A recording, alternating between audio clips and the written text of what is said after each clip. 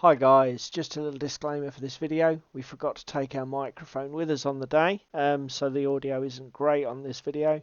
I've cleaned it up as much as possible, but just to warn you, it's probably going to be areas of it that are quite hard to hear what's being said. I hope it doesn't ruin the enjoyment of the coverage from Diceni 2024 too much. And with that said, let's get on with the video. Hi guys, welcome to Diceni, another beautiful sunny Sunday in Norwich. Always seems to me when we come to Diceni, it always seems to be melting. Yeah, we were lucky last year as well with the weather, which in this country is... Anyway, so what we're going to do now is we've already had a quick scout around, but we're going to go in there and film some content for you guys to enjoy.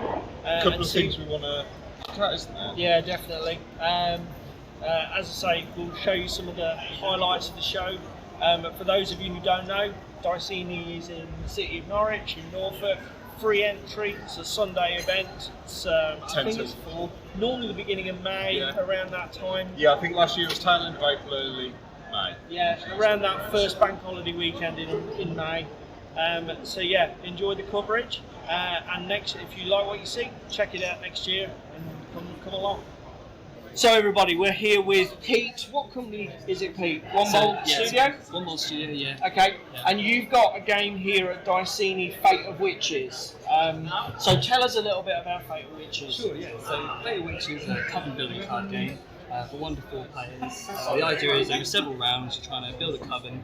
Has like a light engine building mechanics, sort of buffering and finding small combos, and over several rounds, by the end of the game, whoever's the highest score wins. It's that basic. Yeah. On the game. But obviously, there's more to it in the sense of because there's lots of witch hunting and stuff like that. There's day events that are happening. So every round, a new character comes into a village, which changes the dynamic of each round. So you might be trying to this, for example, if you had a token to a character, or an item, you get more points and stuff. So you might be holding off on how you do certain things. As well as that, there is characters in the coven. There is events where the witch hunter is in town. So if you're doing certain things, you'll get suspicion on them, put on trial, and because we're talking about witches, someone's going to get burnt as well. So the idea is to put out witch characters and build up almost like a set or a collection of witches. So you basically have 5 spots in your coven, and over the course of each round you have 2 phases really, where you have a drafting phase, which is referred to as the day, and the event phase, which is the night. So every round, at the start of each round, characters come into the village square. You can draft from them. And then the players will pick in rotation. Yeah, so a town would look like, so my town, I would obviously have cards in my hand already, but I might pick from the village square, pick from the deck, or even visit the well, which has items which you can attach to characters. Okay. And again, it's a small tableau building where you're sort of adding and making characters more, sort of do more things for you. Yeah, so similar to an idea of Everdell, where you've got a tableau in front of you, but a bit more focused, where you've got just a few characters and then you can upgrade them. Yeah, and you also look at the small combinations and combos as well. Yeah. But one of these, because you have a cauldron, so as you're going through, you might have a character here. That's what this card is here. Yes, you always build from the cauldron. Okay. And then each player has a different colour. And then the actions you can do is you might activate a character as cast. Some characters have abilities that are always just happening all the time. Yeah. And then you can also activate a cauldron by putting a card there as well, so you can do 2 events, and so you sort of. So there are quite there's the initial premise, but there's quite a lot of, shall we say, odd little mechanics layered on top of it. Yeah, there is, and that's where the real sort of enjoyment is. Really, is trying. Where would you put this as in terms of weight? So, because obviously medium to light. So medium to light. It's each game lasts about 30 minutes. Okay, so it's relatively quick then. Depending on player count, so 30 to 45. Okay, and what is it? I can see there's 4 different coloured cauldron cards. Is it up to 4? Yeah, so it's a 4-player game. There is a solo mode as well. Okay, excellent. Which you sort of play against the village square as well.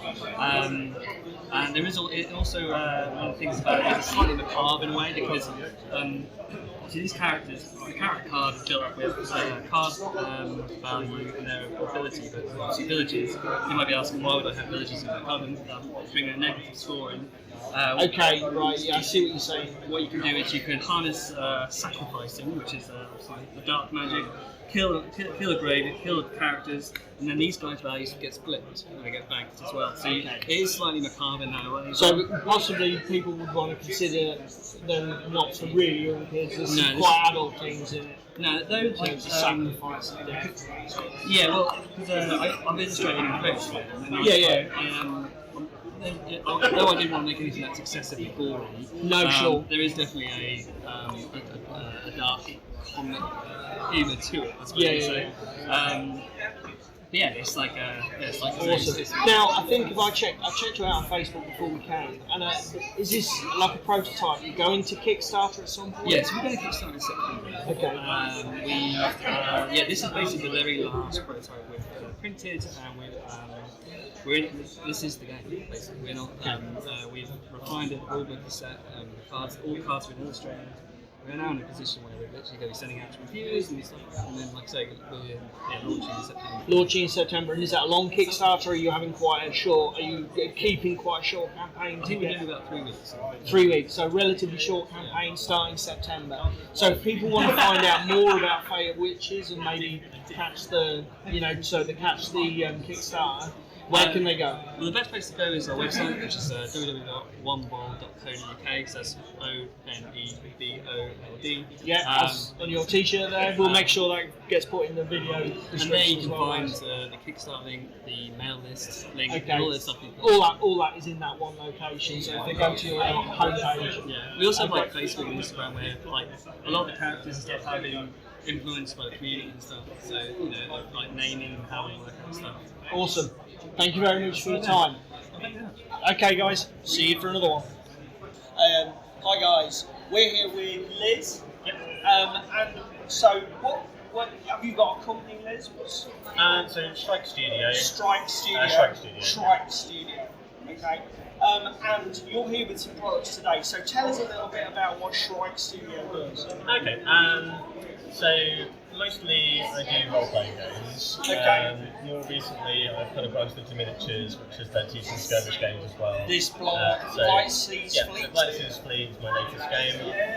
So it's a naval miniature skirmish game, sort of dark fantasy, 1900s, and loosely based on the old Games Workshop Battlefleet Gothic rules. Okay. They discontinued it. Right. Okay. So I designed the miniatures and I sell STL files for those online. I occasionally sell those in ones like today, but generally I just sell the STL files for people to print themselves. Awesome. I do some YouTube videos and tutorials when I paint them and things like that. Okay. But that's This is your first war game. my first war game, yeah. So previous to that, you were role-playing game folk. Mostly role-playing game, yeah. Okay. I've got a couple of role-playing games. So, and that's the Zone 28. Yeah, so Zone 28 will probably be today. So it's a Stalker-inspired role-playing game. Right. It's quite rules-light. I designed it so that, mostly like if I was GMing like Vampire or D&D or something like that, and not all the players could make it. I want something really quick and easy to run between sessions. Okay. So I've been able to get players. So something that was more suited to one-shots, Yeah, or definitely. just Yeah. improvised Just sessions. improvised sessions, yeah. Awesome, right? So Okay. I've been able to get groups of like 4 or 5 players up to speed in about 15 minutes from scratch, make characters and everything, good gameplay. I mean, obviously, looking at the artwork, Zone 28 appears to have like a post-apocalyptic feel to it. How is the RPG element themed? Is it quite horror-based? I would describe it as sort of survival horror. Yeah. So Those sort of characters- things do tend to work really well for one-shots, don't they? Yes, Like the yeah. horror games. Yeah, so characters start on the edge of the zone. As they progress deeper into it, it's split into levels. The deeper they go, the more dangerous it gets, but the more interesting items and things they can find. Yeah. So there's kind of an element that if you want to just play it like that, you can go in, find items, get out, sell them, and just sort of rinse and repeat. Okay. But if you want to make more of a narrative to it, there's suggestions at the back for like how you can build it like a larger narrative as well. So that's interesting. So it's almost like got elements of that old school dungeon crawl thing where you literally just go in and get the treasure, but you put a wasteland post-apocalypse spin on it. That's a clever idea. That's a really good idea. With or without miniatures, but since 28mm miniatures are very popular these days, That's quite a divisive topic in RPGs itself, isn't it? Like, I personally I prefer Theatre of the Mind, so I'm a vampire, I do that. But since I saw registers as well, and they're very popular. Understandable. All of the measurements and things in the book have real world measurements, but also like scale measurements as well. So if you want to run it with videos, that makes it easier. Yeah, you've done a lot of the lifting for the players. Okay, awesome. Is it a D20 based system or? So I'm using D6 dice pools. Okay, yeah. Again, mostly I quite like dice pools. As I said, I play like a lot of Vampire Whitewood games. I've done other sort of systems and things in the past, like my previous roleplay game. I don't have that one with me, but that was like a 2D10 based system. But again, since D6 is probably your most common dice, people tend to just have a lot of D6s lying around, particularly if they do like Warhammer or anything like that. So again, just wanted something that would be quite accessible. I really don't like proprietary dice and things like that. No, I mean, again, to be fair, it's alright when you're a massive company with tons of manufacturing base, but not really practical for like the small scale indie designers and that sort of thing. Now, obviously, you're talking about you do 3D designing. These are your STLs and your prints. What are the other models that we see here? Are these? Is this another arm to what you do? Just designing STLs? Yeah. So I do some just general miniatures that aren't attached to any particular game. Sure. So I've got some sort of like retro style. Almost like version of Terminators. And just some sort of various vehicles as well, which are kind of system agnostic. It's like you could use them as scenery or something for Zone 28, but you could use them as like Imperial Guard Basilisk or something like that.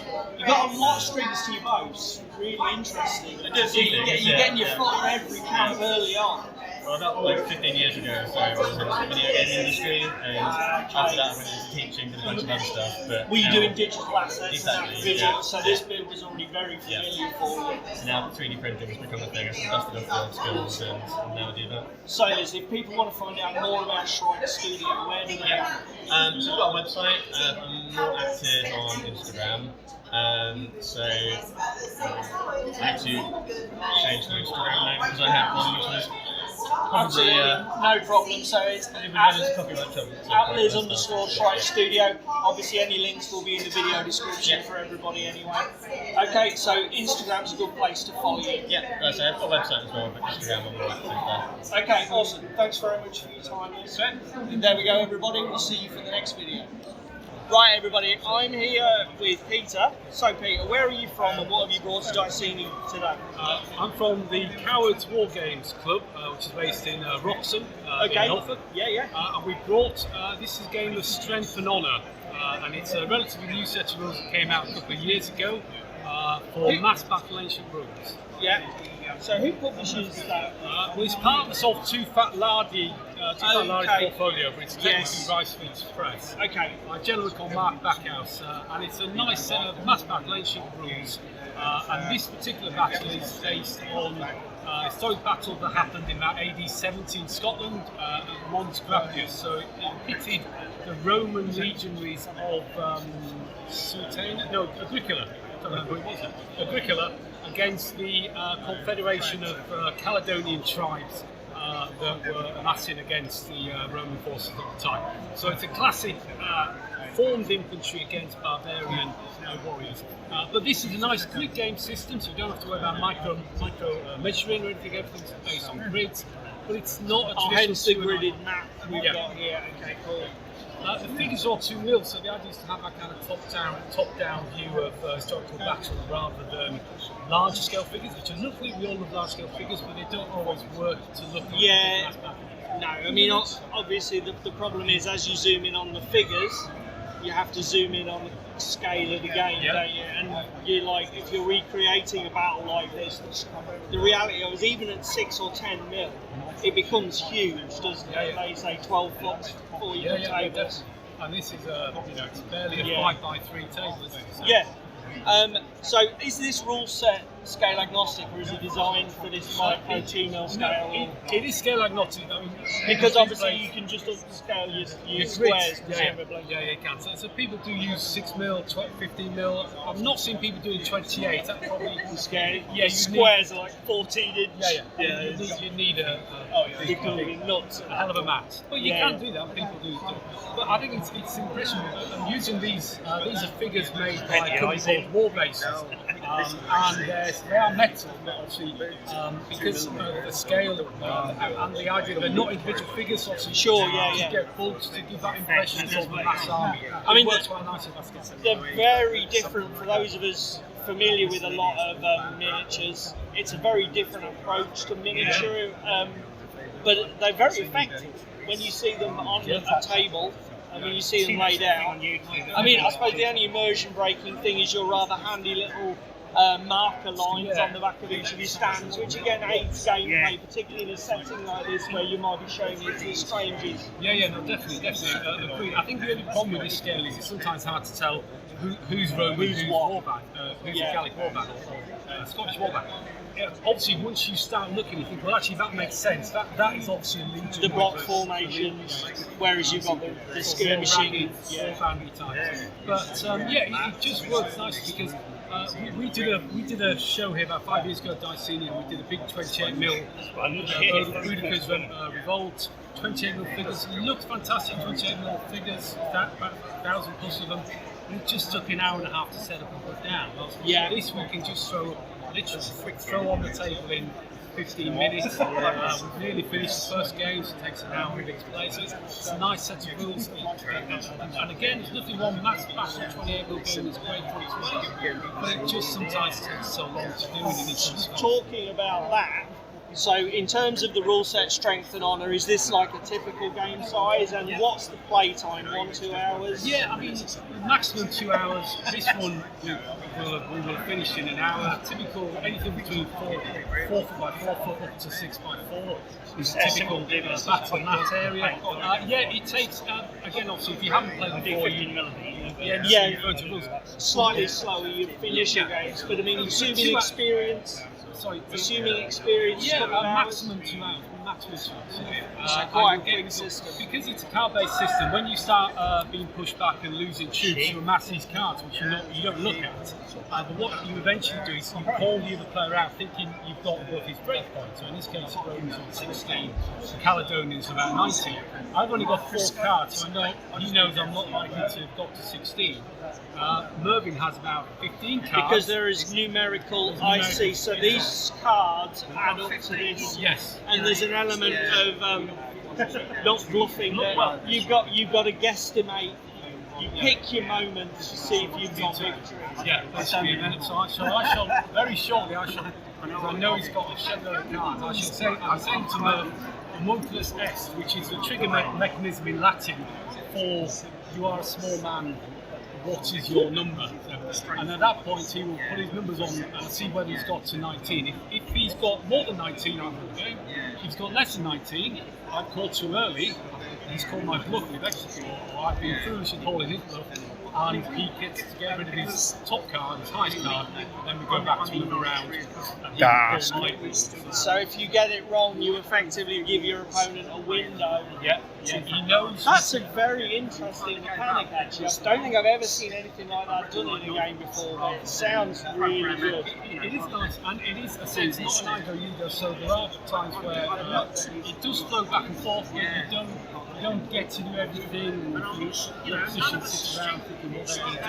It's very much to and fro, you're both rolling dice. So is it alternating activations by player, not necessarily by army? No, by player, but you can cause reversal of fortune at any point in a turn, which then means you can't complete all your actions, and it throws back to the position. So just to finish off then, is Strength of Honour, I mean obviously you're currently doing Roman era Britain. Is it designed to do basically any period, any type of thing, or is it very much medieval and ancient? It's medieval, so it's basically starting sort of roughly around the Punic Wars, so say 300 BC, all the way through to about 300-400 AD. But it can do anywhere in the world? Yeah, it can do from north of Scotland through to Mesopotamia, So, but it's set in about 700 years roughly. So it's quite a narrow window for a rule set like that. Yeah, and I think the idea is, I can't speak for the author, I suspect they'll be bringing out variations and additions so you can... Because you said this is relatively new at the moment. Yeah, this is only a couple of years old now, so I think they're due some updates to extend back and to go forward slightly. But to be honest, most of the ancient gaming I can tend to do, most people tend to do, is between 300 and 400. 300 BC, 400 AD, so-called AD, so you know what I mean? That period, 700 years, is where most ancient war games is. I think again, these sort of, or these pure historical games are still something that's not got mainstream yet at all. No, definitely. I mean, we do a bit of World War II, but essentially every other game that we play, David and I, is a fantasy setting of some kind. So I mean, even we've not made a really full engagement with the historical feel, but it's something that I'm getting more interested in. Probably age is a thing. I think as you get older, you do get more interested in that aspect of it. But something that we want to encourage, I think, and share more with our youth. Yeah, no, definitely. I was a child of the 70s, and we grew up with D&D and the very first editions of Warhammer. But at the same time, we go to Wargames Club where the older gentlemen were gaming. Napoleonics.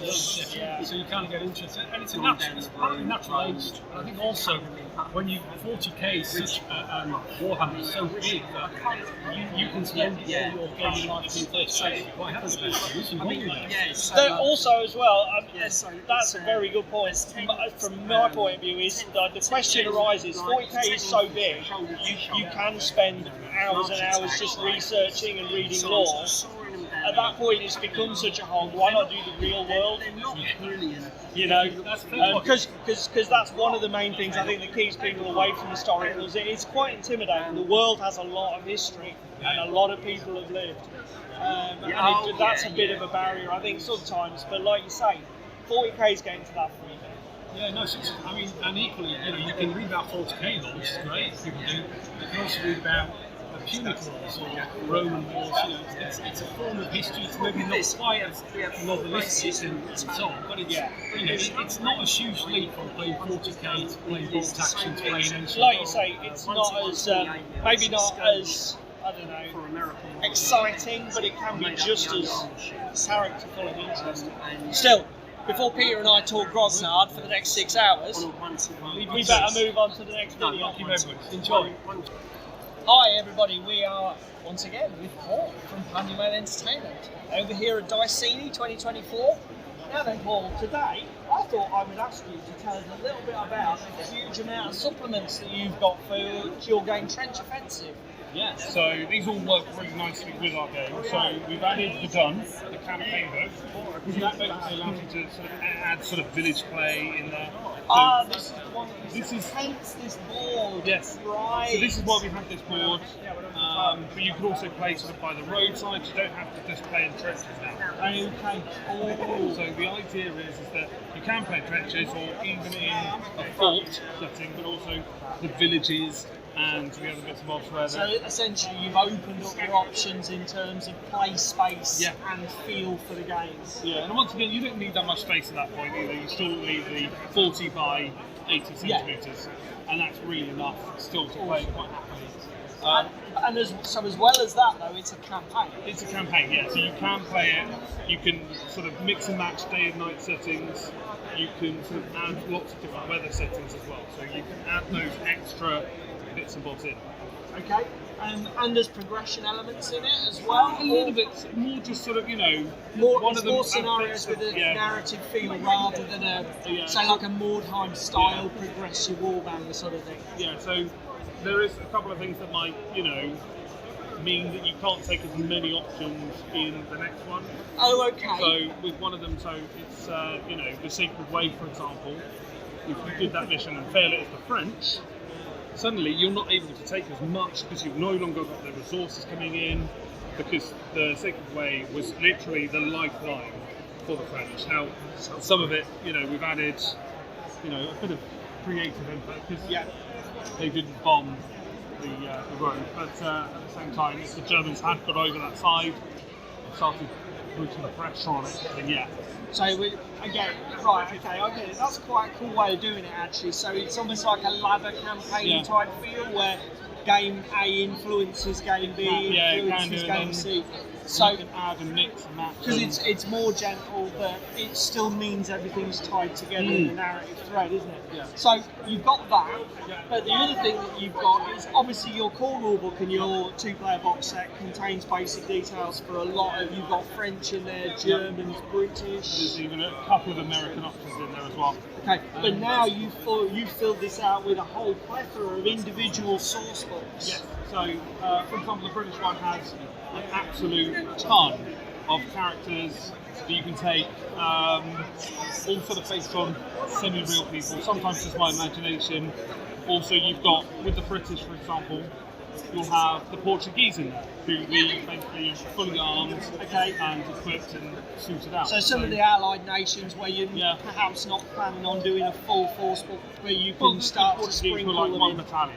Yeah. So it was a really small detachment, but we sort of equipped and trained them a lot. So they were our guys, really. They were just from Portugal.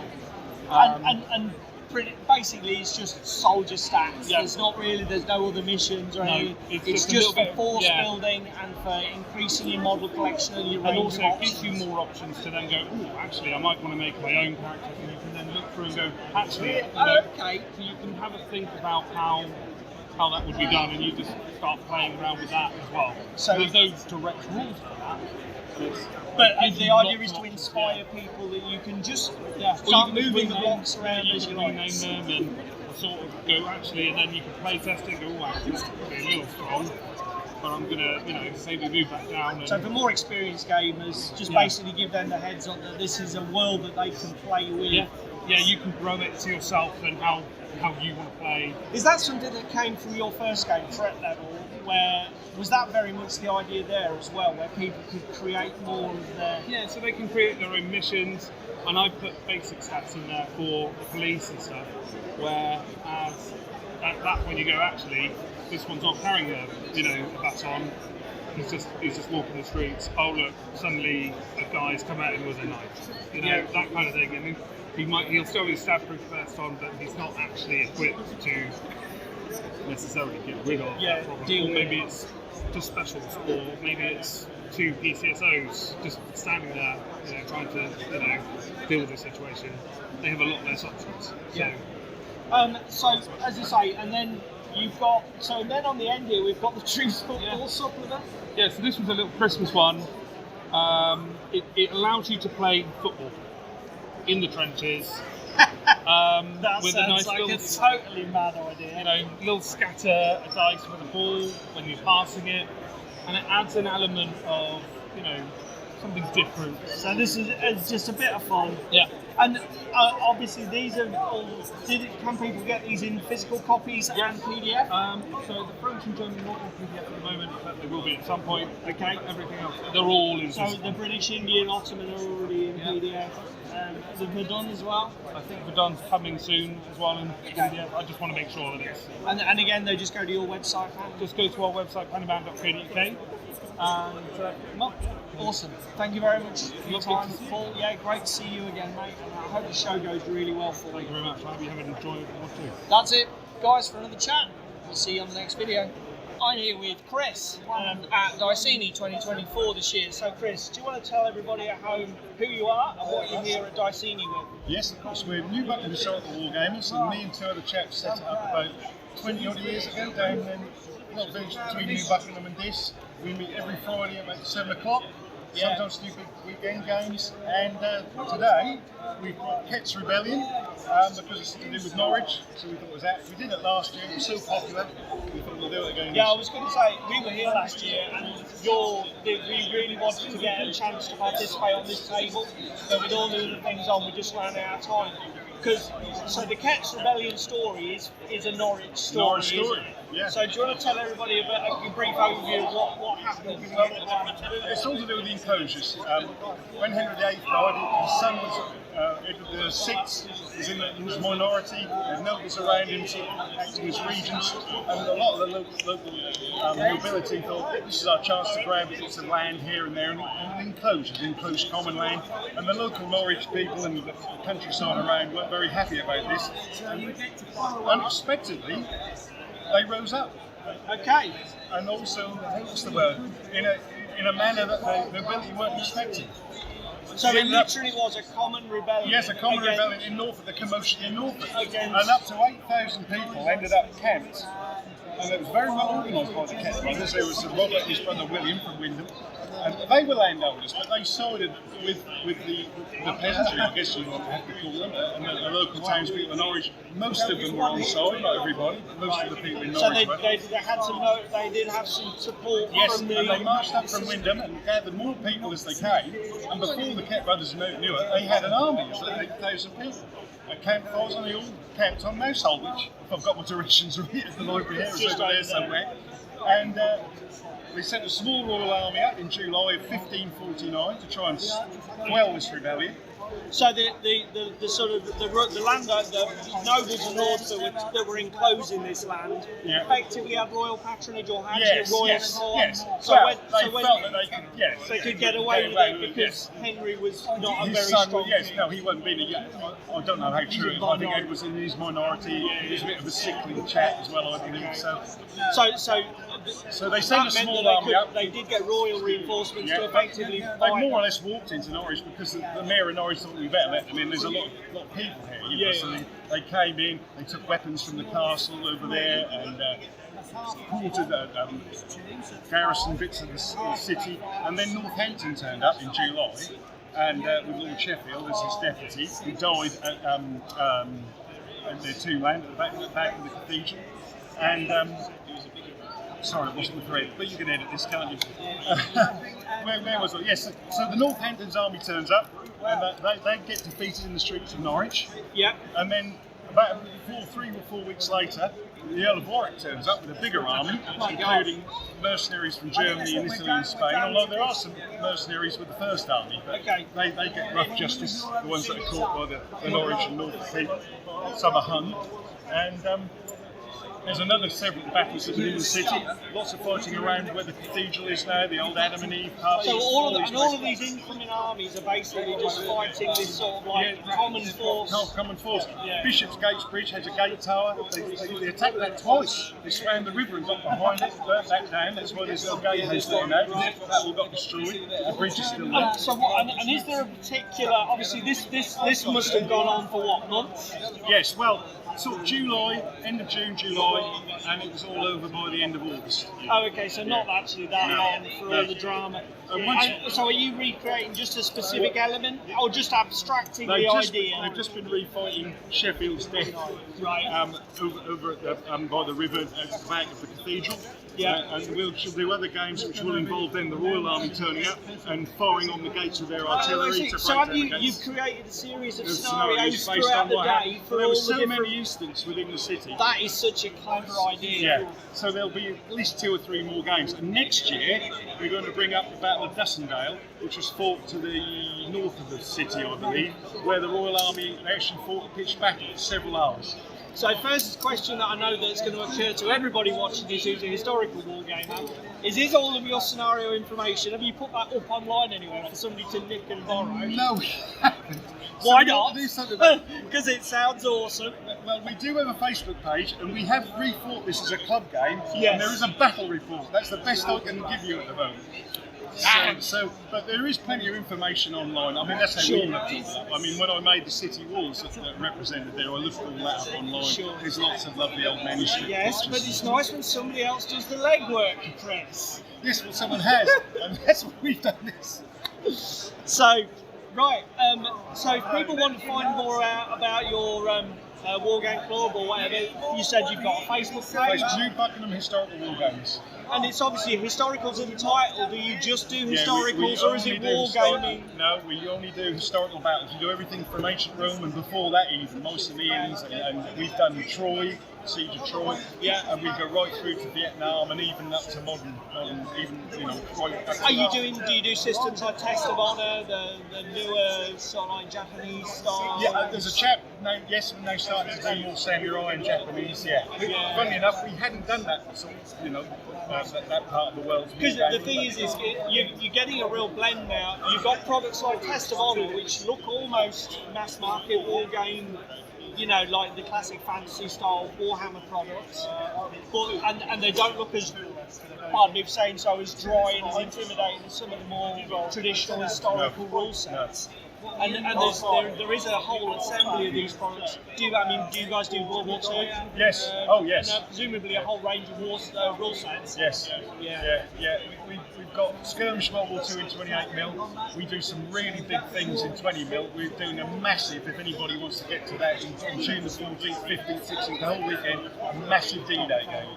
Okay. In 20mm. The classic airfix scale. And the chap who's spent 30 years putting sword beats together, and it's just worth coming to have a look. You don't have to play it. Presumably you'll be putting photos up on your Facebook group. If you look on our Facebook page and go to the albums, we've done it before, they're all there. Awesome. And there are a lot of photographs. I know because I take them.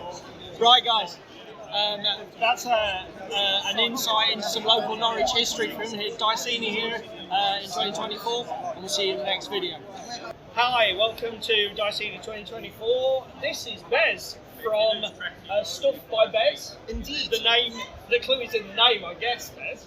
So, do you want to tell everybody at home a little bit about you and what your company does? You mean about my stuff? Yeah, again. Yeah. And you can judge if it's good enough. Exactly.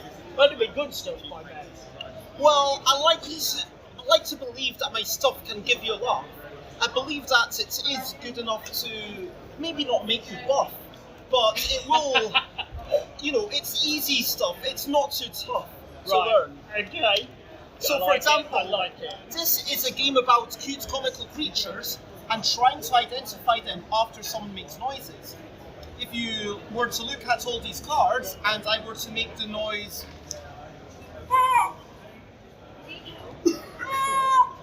like, which of these creatures do you think would be making that noise?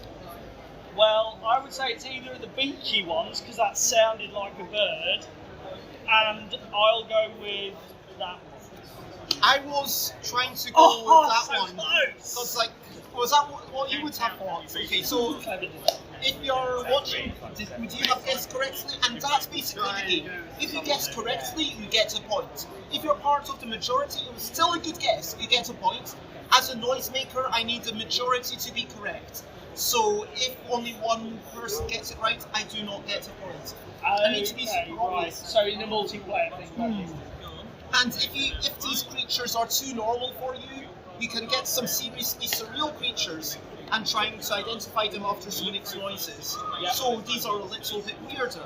And is this one of your games? Because looking at this huge stack of stuff here, so it's you basically doing card-based games with a light-hearted theme, for multiple players. Or is this all just one product range, or is it multiple different games with Every different column is one thing. Okay, and so this column is a game about wee whimsical creatures and trying to identify them after some makes noises.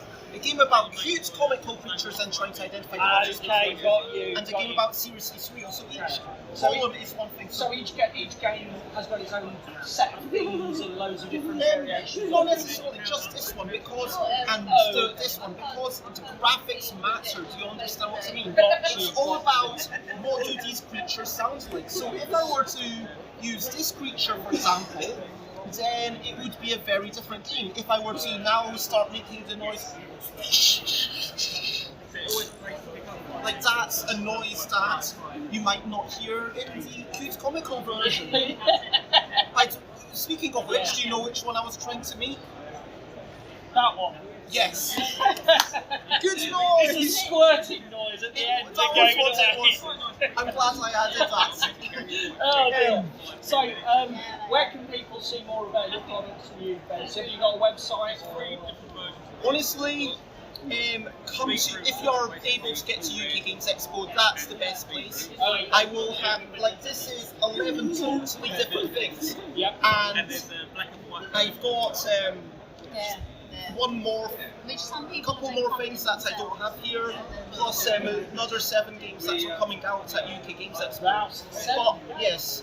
But I've possibly spread myself a bit too thin. So this year at UK Games Expo, I've got a game about sequencing screenshots of an old animation with 50 bits of writing by 50 writers, which basically mixes together screenshots of the original Mickey Mouse animation playing crazy with bits of writing about intellectual property and what people think about copyrights and stuff.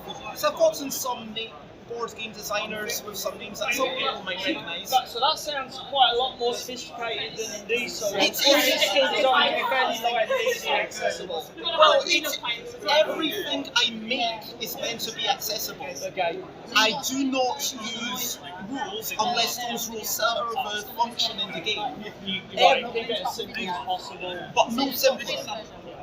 And, you know, that is basically a rip-off of a game that already exists, because you're putting these screenshots into a sequence line, let's say, and then you're deciding in what order should these things be. And it's to make people think, is it okay that I'm ripping off this thing?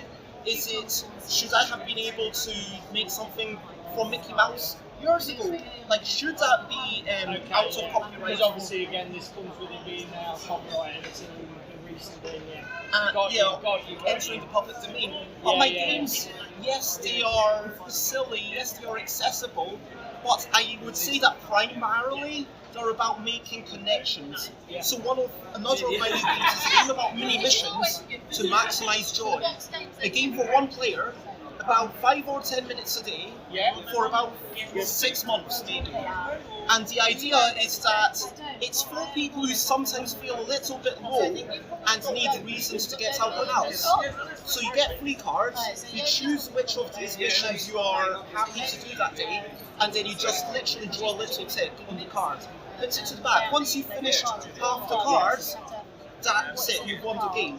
And then the cards are things that inspire you to get out, to connect with other people, a couple of them are really easy, deliberately to like brush your teeth and then smile at yourself. Things that sometimes seem so trivial, but when you're having a hard day, sometimes it can be a challenge. To be fair, talking to you, you really sound like there are aspects of you're really trying to innovate at the edge of where does gaming and sort of like lifestyle, voluntary, etc. stop? Do you know what I mean? Is that something that is a thing for you? I would love to push what games are capable of, because I believe that, you know, right now it's as if we were making films and every film was an animated comedy. Don't get me wrong, I love some animated comedies, but I want not just the animated comedies that trivialize war and just kind of have it as a mini thing, but things that are actually challenging people to face the atrocities. Like, you know, Annabelle Holmes is doing great stuff, and I'm currently working on a game called Seize the Power, which is a bit longer than most of my card games. It's about 90 minutes, and we are trying to go to work, collect money, and then negotiate with other people. And it's about bigotry and discrimination, because every character has different numbers of eyes and arms, and then the idea is like, oh, you've only got 4 arms, they're not good enough to come to this place. And so you actually get to exclude people, and you've got rules that you can discriminate with. But again, it's like coming at something that's quite direct, but coming at it from a safer direction, but still trying to help I don't want it to be about, oh, if you're black, then this happens. Exactly. That's absolutely direct down the throat. Come at it. That's too horrible. Yeah, exactly. Well, again, but I mean, again, it's a great that concept that at the moment gaming is entirely in the entertainment space. But like you said, film fills entertainment, documentary, news, and it's like, what about if we aspire for gaming to cover that? That's absolutely, because games are not John. Games are a medium. Yeah. And like, just to talk about this, like, this is a game about drawing creatures, complementing the drawings and complementing the complements. So this was inspired by when I was talking about how I generated these creatures. I did it through a process of randomizing my own art. And just kind of be like, okay, I need to do some randomization to push myself to make them weirder. Do you know what I mean? Yeah, sure, yeah. And then here it's like, okay, you've got random creature features, long socks, round belly, headphones, tentacles, and you have to incorporate 4 of these. You get given 2, there's 2 communal things to give everyone some connection. Yeah. At the end, everyone else compliments you. The drawing doesn't really matter. But this is an interesting thing. It's the compliments that matters. So the compliments, then you compliment your favourite compliment. So let's say you 3 were complimenting me, I might say, thank you so much for noticing my long neck and the little stubble that I put on, because I was really excited to see someone noticing it, so hearing you mention it validated me. That was a great compliment. And then at the end, if none of your compliments get complimented, then you might go away thinking, oh, maybe I could work on giving better compliments. Yeah, exactly. Give that. Because games are about testing skills. For those people who are not fortunate enough to be able to make it to UKGE, do you have any digital spaces where people can look at your products, look at your games, or anything like that? I have a terrible web site, but if you go to stuffbybez.com, okay. or Stuffbybez on Twitter, on Facebook, essentially that all is one word. Stuffbybez. Stuffbybez on Mastodon, Instagram, like all the socials. But like, I try to be. That's fine. We'll put. What we'll do is we'll track down the best sources and then we'll put them in the video description for everybody at home. Massive thanks to you guys and have a good day here at You too. Stay funky. See you later, guys. Bye bye. Right, everybody. I'm here with Rob and Tony at Diceni 2024. So, do you want to just tell us what you brought with you two Diceni here today and about yourselves? Yeah, well, Tony and myself, we wrote a set of rules for Occult Wars 16 years ago, if not a bit more. We've started rewriting the 2nd edition, which we haven't published yet, but that's what we're using the rules for the game we're doing today, which is a Haunted Mansion game.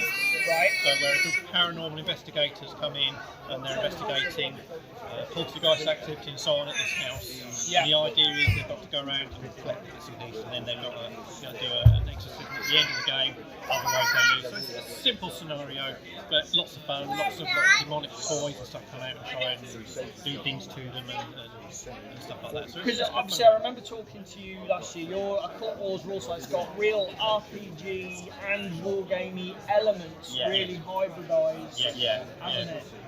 We do a lot of games like where we do it as a tabletop game, as a skirmish game.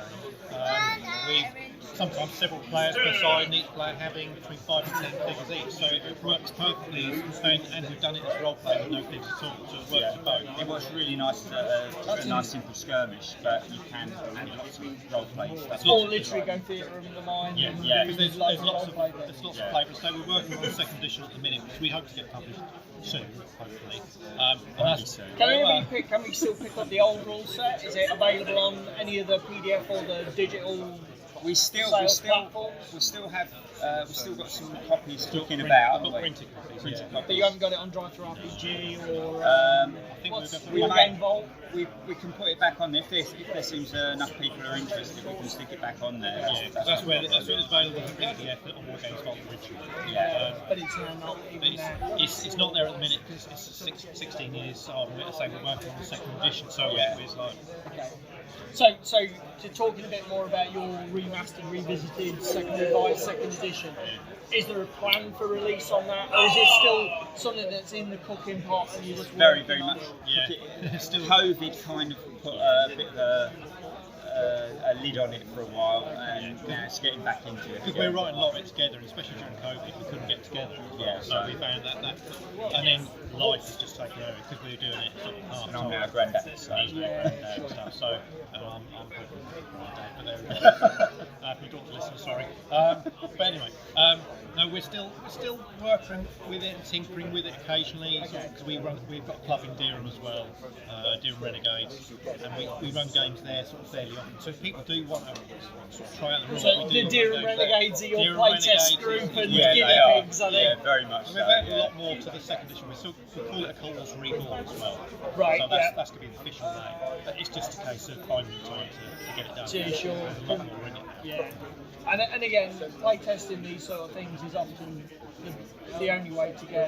That's where you pick up all the Rushing to get something out there is not always the smartest. And we've been playtesting it for several years now, so we're ironing out all the bugs.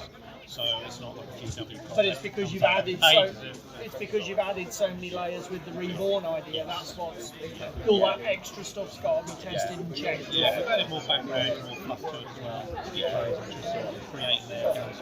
There's now different types of vampire games they can create rather than just a generic one. Right. So, So, I mean, as sort of part-time game designers, do you have a digital platform, or can people, see just Deer and Wargames that have got a presence online? It's just we've got a Facebook. Renegade's got a Facebook. Internet presence and group, and I think I joined last year after talking. We've got quite a lot of club members. Some of them are regular, some of them not so much. But we've always got people sort of commenting and posting pictures. One of the guys takes pictures every week of games we're doing, and we do other stuff as well as Occult. So people want to get hold of us and get us through the. Just contact you through the table Facebook group. We'll put a link to the Facebook group in the video description, and obviously we'll give people a chance to have a look at the table. We'll show off the beautiful table that you've got with you today, guys. Thanks very much for your time. Thank you. See you next in a different video. Right, everybody. I'm here with Charlie. Yes, Charlie. Charlie. So we're at Diceni 2024. Charlie, why don't you tell us what you brought here to Diceni and a little bit about yourself? Hi, so I'm Charlie Menzies. I'm the creative director over at Parable Games. Our main RPG that we have kind of on offer is called Shiver. It's a horror RPG that allows you to play any horror movie you like on the tabletop. So anything from Stranger Things to Gremlins to Scooby-Doo to Alien, as long as it's got a spooky, scary element, you can run it with this system. Right. Okay. So the horror theme is the common thread that runs through it all. Although you can put it so you could run it from anything like an ancient eagles, like medieval style, right through to a Victoriana or futuristic or whatever. Absolutely, it's completely setting agnostic. So you can kind of set it in any time period. You can play as any character, any kind of subgenre within the broad church of horror that you like. Do possession horror, kind of weird medieval horror, slashers, aliens, whatever you like. As long as you have that horror element that your character can get scared, that's the main thing. It will indeed. So obviously some of our audience might be quite experienced role players. What's your core mechanic around which your whole role playing game is built? Is it a dice pool, D20? So we use a symbolic dice pool system. So the better your character is something, the more dice you roll. And our D6s, so our skill die, they'll form the bulk of your pool. And every face on the D6 represents an attribute that your character has. So you want to solve a problem with your fists, you're looking for grit. By pure chance, you're looking for luck.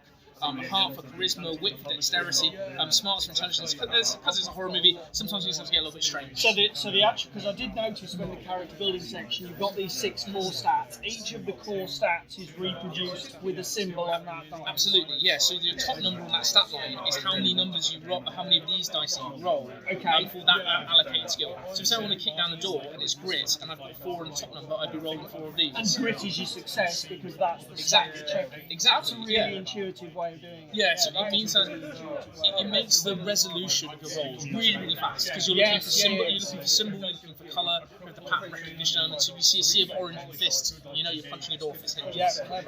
And if you're really good at something, you get a talent die, which is one of our D8s. Okay. So our talent die, so the talent symbol is this 5-pointed star. So it's a universal success for 5 of the skills that aren't strange, which is also represented on the die. Okay, so that dice is a little bit more complicated, but that only kicks in like if you're very skilled at something or exactly. You've got an advantage. Yeah, so if you have a point in talent, so every archetype is kind of themed on one of the 6 core skills. Okay. Survivor, which is like Jack of all trades, Master of some, and they will always have a talent point in that area. However, abilities and items and stuff can give you contextual talent points when you're rolling as well. So you maybe have some crampon boots, for example, and you get a talent die when you're climbing.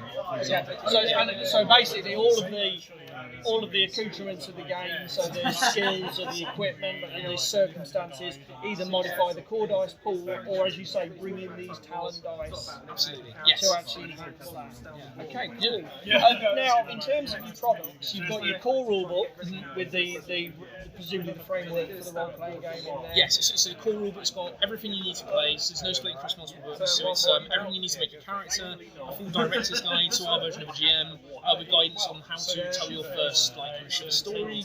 But also, to my background was in film and TV before, so we actually talk about running a 3-act structure horror movie on the tabletop, how to make things scary, lots of guidance. We also have a bestiary, full list of weapons and items that you can use, and make your own weapons. There's even a starter adventure in the back, which is a corporate zombie dungeon crawl, definitely not based on my old job in London where I used to work underground.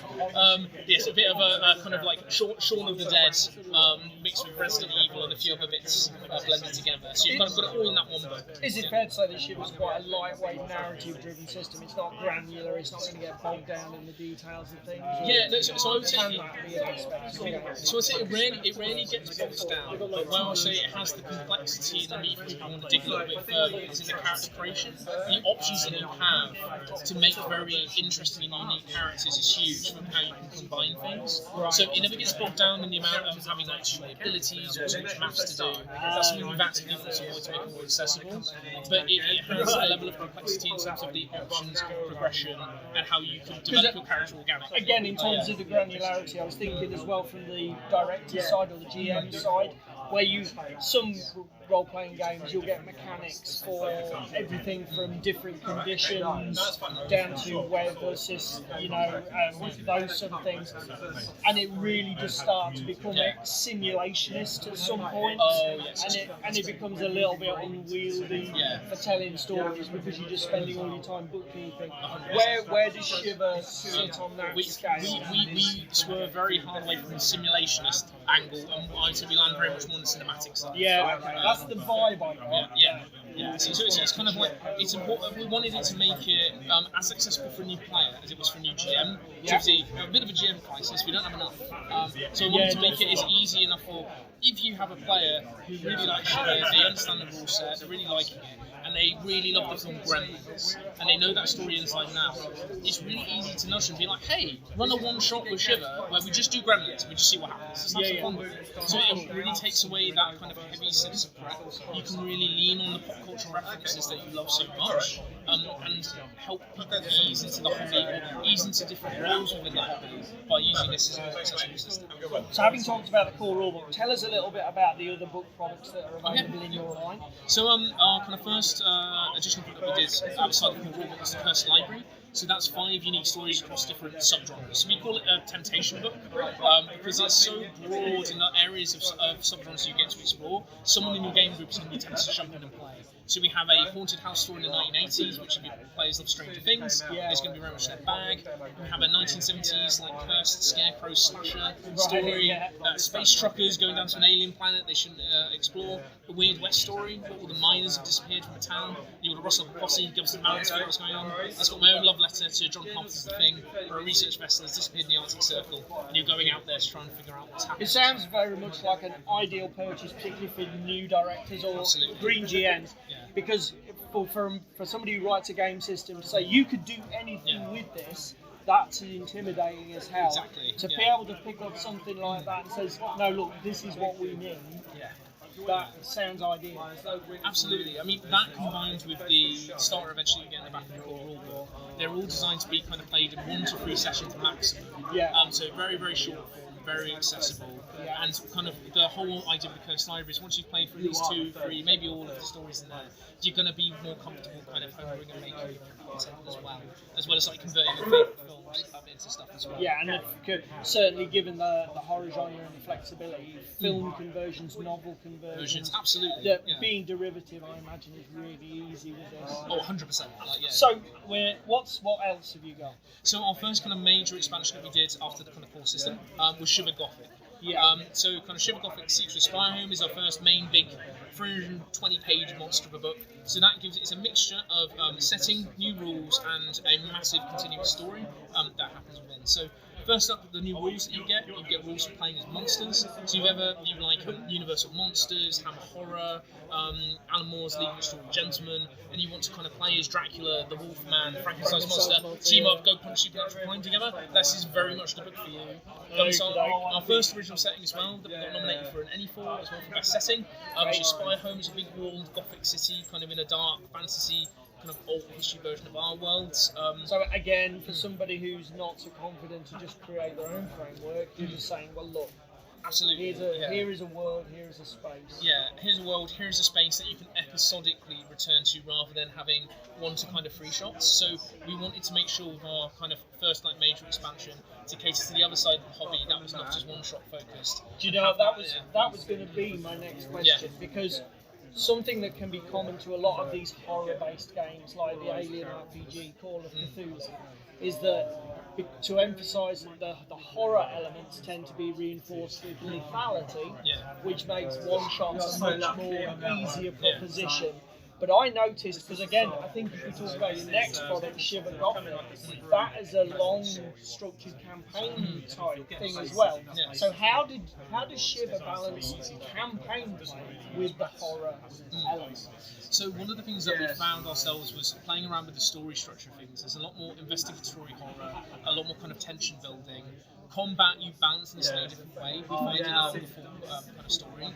The monster archetype is really interesting as well when you splash them in, because they are slightly more powerful than your kind of your human archetypes. However, they then have the role play downside of you are playing a monster. Like the villagers may get their pitchforks out. There is this kind of element to it. So the investigatory side is hard. You just can't.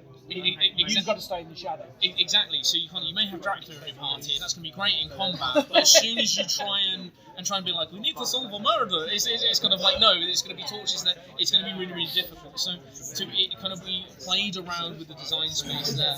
But in terms of kind of like the lethality of Shiver, we know that kind of like Alien or Call of Cthulhu are like highly lethal. The games I mean those just came, and again for me they're two of the strongest horror RPGs out there. So one of the things that we did is that to make everyone feel universal, especially everyone starts with like it has 16 HP, it has their lifeline.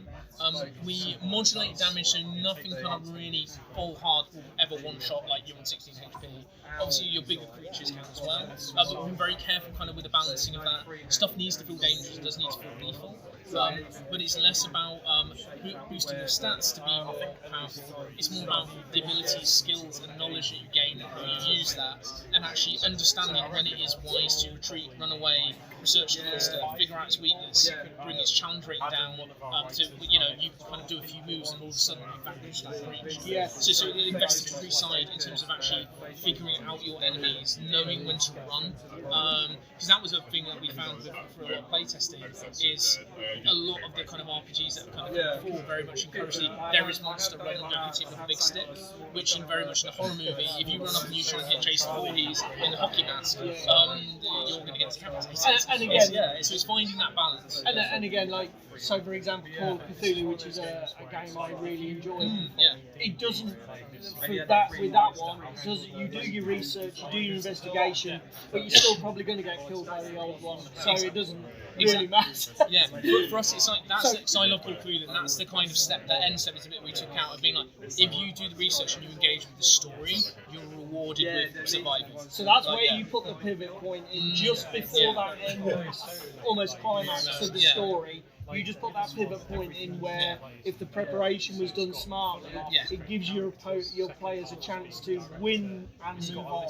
Whereas Cthulhu is, again, that bleakness from H.P. Lovecraft's world, which is you work as hard as you can to prepare, and then you just get crushed anyway. So it's like, exactly, and don't get me wrong, like Shiver still has, it's a horror game, it still has that element of lethality, but one of the things that we kind of knew we wanted to approach is that if people die, dying should be fun. We talk about that a lot, of like kind of having thematic and like story resonance, but also we wanted to make it easy to make a character, so it takes about 10-15 minutes to make a new character from scratch. So pretty much someone can die in the same session, have 10 minutes themselves, and then bust in as their new character, at the most like next appropriate narrative moment. It sounds very intriguing, and I mean I've had a flick through the books while we were waiting and to talk, and the art looks amazing. But it sounds really intriguing to balance, like you say, that the heroic winning at the end versus the tension building, horror elements. It's a real fine line to walk, and it sounds really interesting what you've done with it. So what's happening next for Shiver? So, What so on the way for Shiver very soon, kind of throughout this year, we're going to have, it's already been funded, the PDFs are currently out, is our blockbuster and slasher releases. So we did a double feature kind of funding last year. Right. So for our horror diehards, we have Shiver Slasher, which is about surviving singular, very powerful enemies, but also telling stories across multiple generations.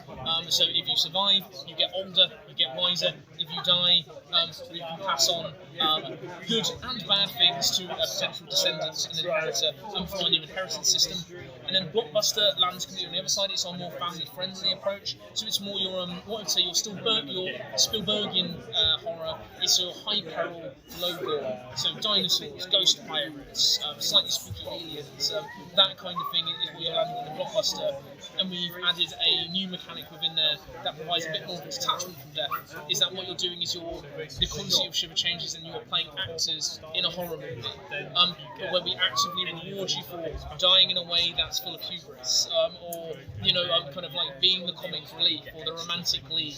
So it really leans into the film side of it a bit more to kind of encourage them to use roleplay out. But also for younger players, removing the sting of death, because it's already playing an RPG as an artifice. We have an extra layer of protection, being like, no, you're playing an actor. Like, it's tomato ketchup, it's fine.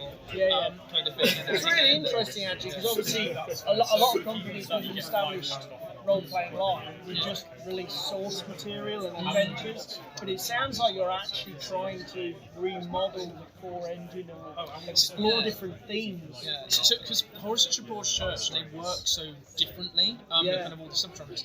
What we wanted to do with all of the expansions is, it's a bit like kind of having like a base game where you have plugins, and kind of what I wanted to kind of approach it is that everything is compatible with one another.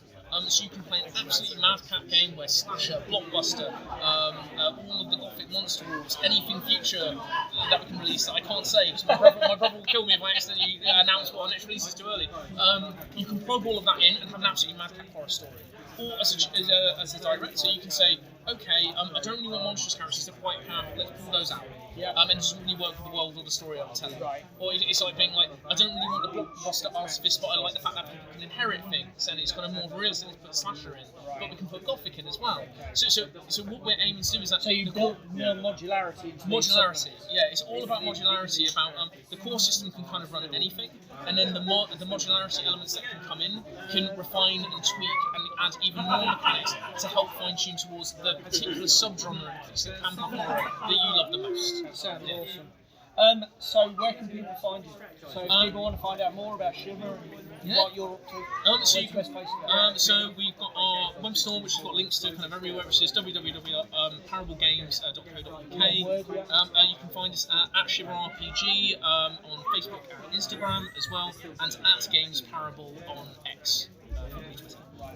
So you can find us on there. We'll make sure we put links in the video description. Thank you very much for your time today, Charlie, and have a great show. Thanks, you too. See you later, guys.